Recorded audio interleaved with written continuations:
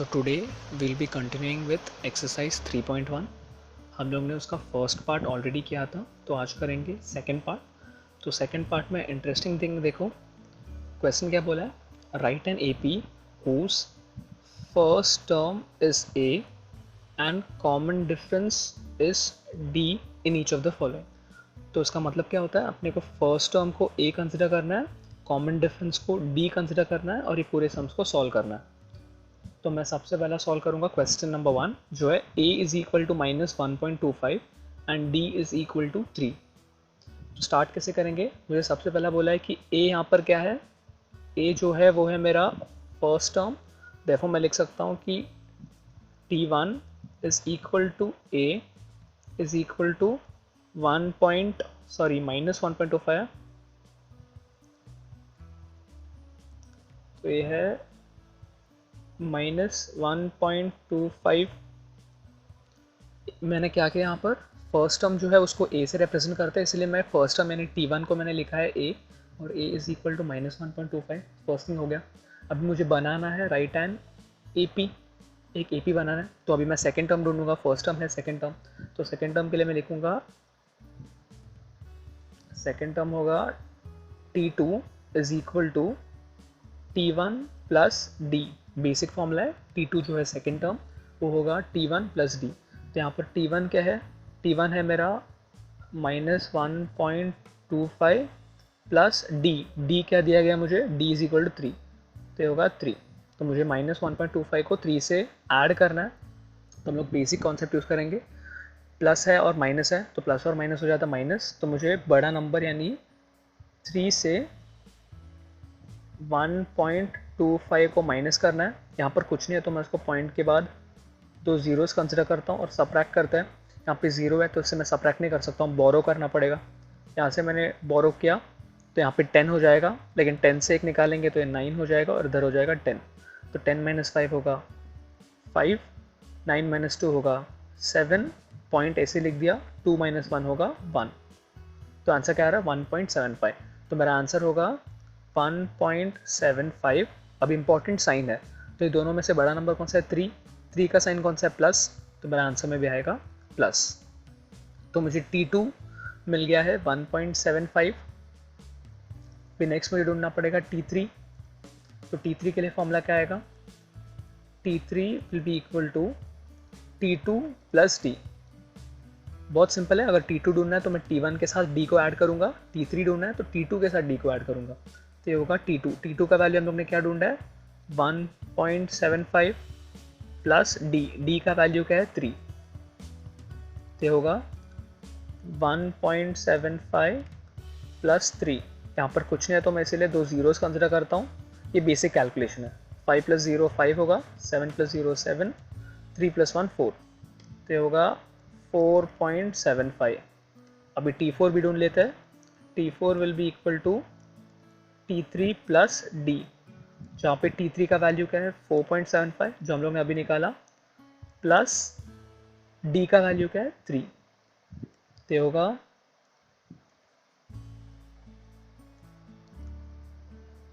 4.75 plus 3 है, value कुछ नहीं तो दो जीरोस डाल देता हूँ।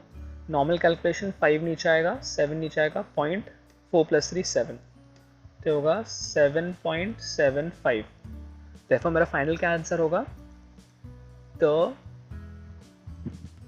रिक्वायर्ड अरिथमेटिक प्रोग्रेशन इज, सबसे पहला टर्म कौन सा है t1, मेरा t1 क्या है, t1 is equal to a is equal to -1.25 है, कॉमा मेरा t2 क्या है 1.75, t3 क्या है 4.75, t4 क्या है 7.75 एंड सो ऑन।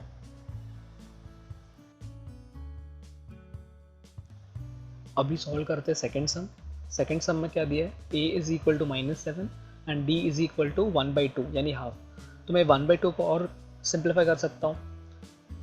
1/2 का मतलब क्या होता है, मैं 1 को अंदर रखता हूँ और उसको डिवाइड करता हूँ 2 से, इसका मतलब यही होता है 1/2 का मतलब, तो अगर मैं 1 को 2 से डिवाइड करता हूँ तो क्या होगा, ये 1 है, छोटा नंबर है, तो मुझे एक पॉइंट ऐड करना पड़ेगा। पॉइंट ऐड करने पे यहाँ पे एक 0 आ जाएगा। अभी क्या आता है, 2 के टेबल में 5 टाइम्स में आता है, तो 2 5 आर 10, 0। तो मैं 1/2 को 0.5 भी लिख सकता हूँ। ठीक से देखो, मैंने डिवीजन किया, मैंने 0.1 को डिवाइड किया 2 से, तो मुझे आंसर मिल रहा है 0.5। तो मैं 1/2 के बदले में लिखता हूँ 0.5, ताकि अपने को कैलकुलेशंस ईजी हो जाए। ये स्टेप समझा। अभी नेक्स्ट अपने को नॉर्मल प्रोसीजर करना पड़ेगा। नॉर्मल प्रोसीजर क्या है, अपने को फर्स्ट ऑफ ऑल कंसिडर करना पड़ेगा ए क्या होता है, T1 is equal to A is equal to -7। Important चीज़ क्या है, हम लोग a को T1 कंसिडर करते हैं, यानी फर्स्ट टर्म, तो मैंने T1 को -7 लिख दिया।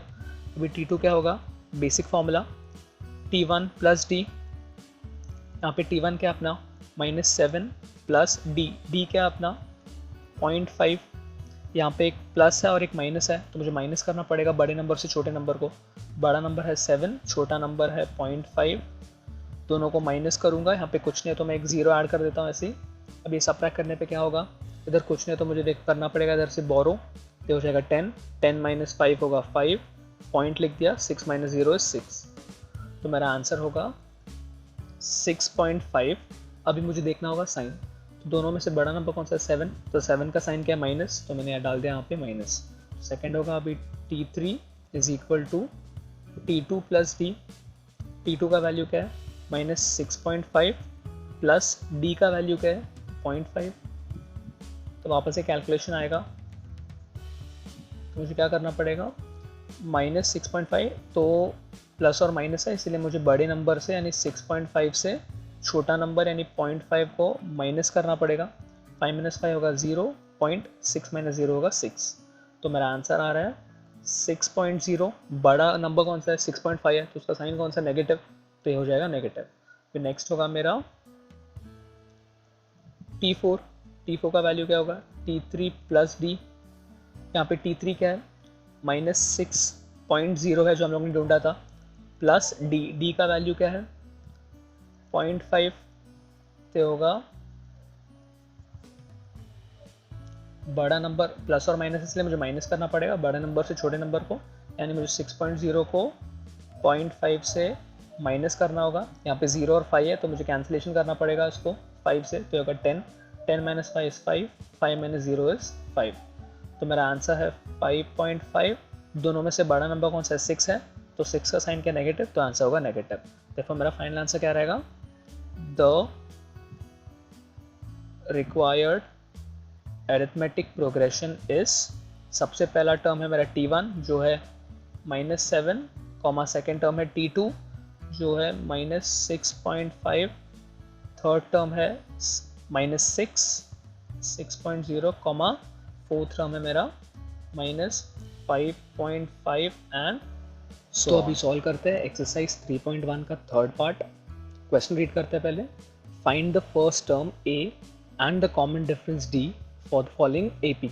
तो अपने को फर्स्ट टर्म ढूंढना है जो है A and common difference D for the following question. तो सबसे पहला क्वेश्चन क्या है, 0.6, 0.9, 1.2, 1.5 एंड सो ऑन। तो सबसे पहला मुझे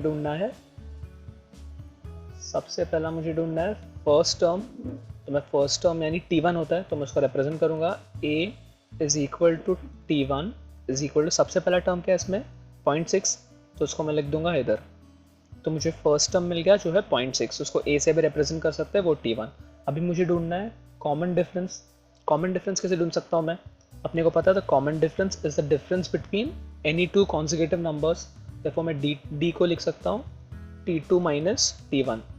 ये सेम चीज़ है जो हम लोग ने फर्स्ट पार्ट में किया था। तो यहाँ पे T2 क्या है, T2 अपने को पता है 0.9 है, तो होगा 0.9 माइनस T1 क्या है 0.6, तो 0.9 माइनस 0.6 कैसे होगा, 0.9 माइनस 0.6, 9 माइनस 6 क्या होता है 3, और एक 0 ऐसे रहेगा, तो ये होगा 0.3। D को और एक बार अभी नेक्स्ट कैसे ढूंढ सकते हैं, T3 माइनस T2, पहले हम लोग ने T2 माइनस T1 किया, अभी करेंगे T3 माइनस T2। T3 के यहाँ पर T3 है मेरा 1.2, ये आपको पता है ना, ये है T1, ये है T2, ये है T3 और ये है T4। तो अभी मैं कर रहा हूँ T3 यानी 1.2 माइनस T2 क्या है 0.9, तो 1.2 माइनस 0.9 क्या होगा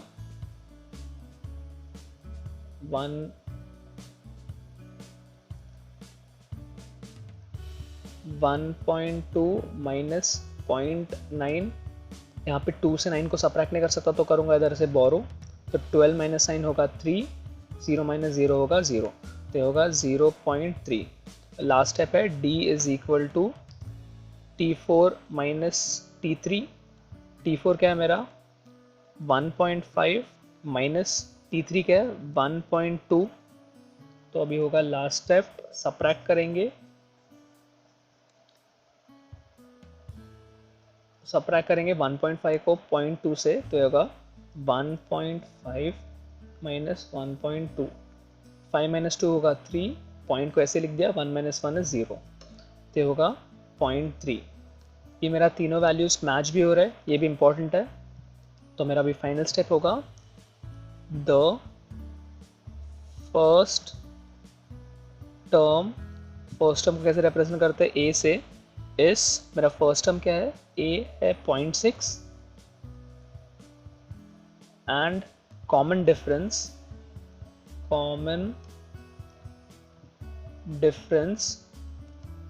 जिसको रिप्रेजेंट करते हैं डी, इस कॉमन डिफरेंस क्या है मेरा 0.3। अभी सॉल्व करते हैं सबसे लास्ट क्वेश्चन एक्सरसाइज 3.1 का। तो फर्स्ट ऑफ ऑल अपने को गिवन क्वेश्चन क्या है 1/4, 3/4, 5/4, 7/4 एंड सो ऑन। तो सबसे पहला काम अपना फर्स्ट टर्म ढूंढने का। फर्स्ट टर्म क्या होता है ए से रिप्रेजेंट करते हैं is equal to T1 is equal to 1/4, 1/4 क्योंकि सबसे पहला टर्म है, तो हम लोग ने ए यानी फर्स्ट टर्म ढूंढ लिया। इसको मैं ऊपर रिप्रेजेंट करता हूँ ताकि ईजी पड़े। ये होगा T1, ये होगा T2, ये है T3 और ये है T4। तो अभी नेक्स्ट मुझे ढूंढना है कॉमन डिफरेंस जो है D। तो D होगा T2 माइनस T1, T2 क्या अपना 3/4, देखो T2 है 3/4 माइनस T1 क्या है 1/4, ये है कॉमन बेस, तो मैं 4 का कॉमन बेस ले सकता हूँ, तो ये होगा कॉमन 4, ऊपर क्या बचा है 3 माइनस 1, 3 माइनस 1 होता है 2, या होगा 2/4, 2 1 जार 2 2 जार, तो ये होगा 1/2। तो मुझे डिफरेंस मिल रहा है 1/2। अभी नेक्स्ट होगा D is equal to T3 minus T2, T3 का वैल्यू क्या है 5/4, तो होगा 5/4 माइनस T2 का वैल्यू क्या है 3/4, ये होगा सेम कॉमन बेस, ऊपर बचा है 5 माइनस 3, 5 माइनस 3 होता है 2/4, 2 1 ज़ा 2 2 ज़ा, तो होगा ये भी होगा 1/2। लास्ट होगा D is equal to T4 minus T3, T4 का वैल्यू है 7/4 माइनस T3 का वैल्यू है 5/4, तो होगा द होल कॉमन बेस 4 का और ऊपर बचेगा 7 माइनस 5, तो 7 माइनस 5 होता है 2/4, 2 1 ज़ा 2 2 ज़ा, तो होगा 1.2। तो यहाँ पे भी मुझे कॉमन डिफरेंस आपका सेम मिल रहा है। तो मेरा फाइनल स्टेटमेंट क्या होगा द फर्स्ट टर्म को रिप्रेजेंट करते हैं ए से इस 1/4 एंड कॉमन डिफरेंस जो है डी से रिप्रेजेंट करते हैं वो है इज इक्वल टू 1/2, क्योंकि 1/2 तीनों में सेम है इसीलिए। तो अभी देखते हैं समरी ऑफ एक्सरसाइज 3.1। तो पूरे एक्सरसाइज 3.1 हम लोग ने फिनिश कर दिया, उसका समरी देखते हैं। तो सबसे पहला पॉइंट है in the given sequence if the difference between any two consecutive numbers is constant then it is an AP. तो अगर डिफरेंस अपने को किसी भी दो कॉन्सेक्यूटिव नंबर्स के बीच में कांस्टेंट मिल रहा है तो हम लोग उसको क्या बोल सकते हैं एपी। नेक्स्ट इंपॉर्टेंट पॉइंट है the first term of an AP is denoted by using ए। हम लोग फर्स्ट टर्म को ए से डिनोट करते हैं and the common difference is denoted by using D. एक इंपॉर्टेंट पॉइंट है। नेक्स्ट है the common difference can be found out by using this formula. Formula क्या है d is equal to T2 minus T1, d is equal to T3 minus T2, d is equal to T4 minus T3। इसका मतलब क्या है हम लोग ने second term को फर्स्ट टर्म से सब्ट्रैक्ट किया, फिर थर्ड टर्म को सेकेंड टर्म से एंड फिर फोर्थ टर्म को थर्ड टर्म से। एंड लास्ट पॉइंट क्या है the next term of an A P can be found using. तो ये हम लोग ने सेकेंड पार्ट में किया था एक्सरसाइज के, जहाँ पे हम लोग T2 को ढूंढने के लिए T1 प्लस डी करेंगे और T3 को ढूंढने के लिए T2 प्लस डी करेंगे। इंपॉर्टेंट चीज़ याद रखो, ये जो समरी है इसको अपने इसको अपने नोटबुक के लास्ट पेज में लिख के रखना, लास्ट पेज, क्योंकि सबसे इम्पोर्टेंट पार्ट है पूरे एक्सरसाइज का।